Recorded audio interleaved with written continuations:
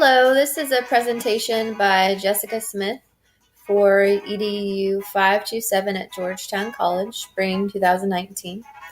The purpose of this presentation is to give you a little bit of information about Mexico, its language, culture and heritage, and how this information can be useful to teachers who have students from Mexico in their classrooms. In Mexico, the official language is Spanish, and that is the language that most people think of when they think of people from Mexico. But there are also widely used indigenous languages. There are 65 different indigenous languages spoken in Mexico, with more than 100,000 people speaking an indigenous language. This is important to keep in mind because when families come to the United States from Mexico, they may be assumed to know and speak Spanish as their first language, but this may not always be the case. Mexican culture is predominantly focused on the idea of family and relationships, traditions, and religion. Family is one of the most important elements in Mexican culture, with the good for the family and the needs of the family outweighing individual wants and needs. Households are typically large with many generations that might live in the same household. And they traditionally have a patriarchal family structure with defined roles for men and women, fathers and mothers, brothers and sisters.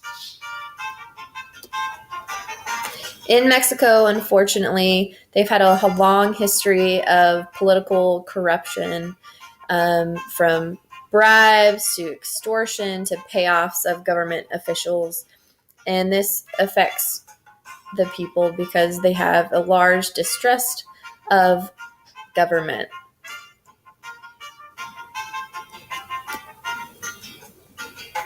The history of Mexico is a long and complicated one. The early civilizations rose and fell during the 15th century when Spaniards appeared in Mexico. They exploited and enslaved the people, and they were treated unfairly with extreme cruelty until Mexico gained independence from Spain in 1821. The geography of Mexico is also something that many people may not be aware of. Originally, Mexico territory inhabited much of what we now think of as the United States.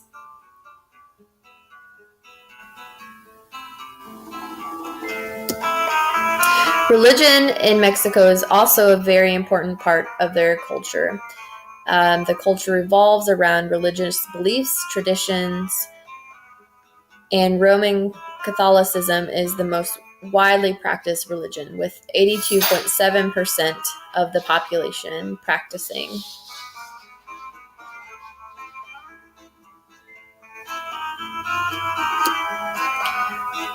One part of the culture is rites of passage for children, especially girls who have a celebration of their 15th birthday, the quinceañera. It is a large celebration with dancing, food, families and friends, and a church service.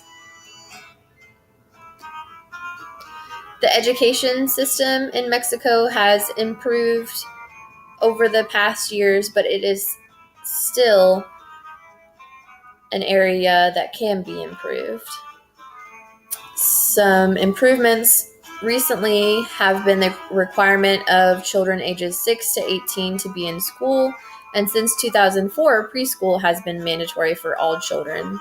But many schools are underfunded. Many schools have teachers who only hold high school degrees. And even though there are 2 million university students enrolled in courses every year, less than 1/8 of the population actually has a college degree. So what does all of this information mean for teachers who have students who are from Mexico? The biggest recommendation I have is to do research into the culture and history of the family specifically in the classroom.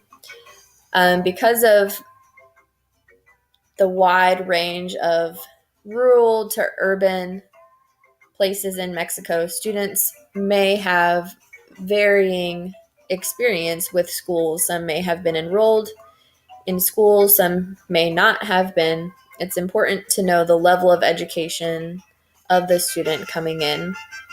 It's also important to know the level of English the student has coming into the classroom, as they might know some English from living in Mexico.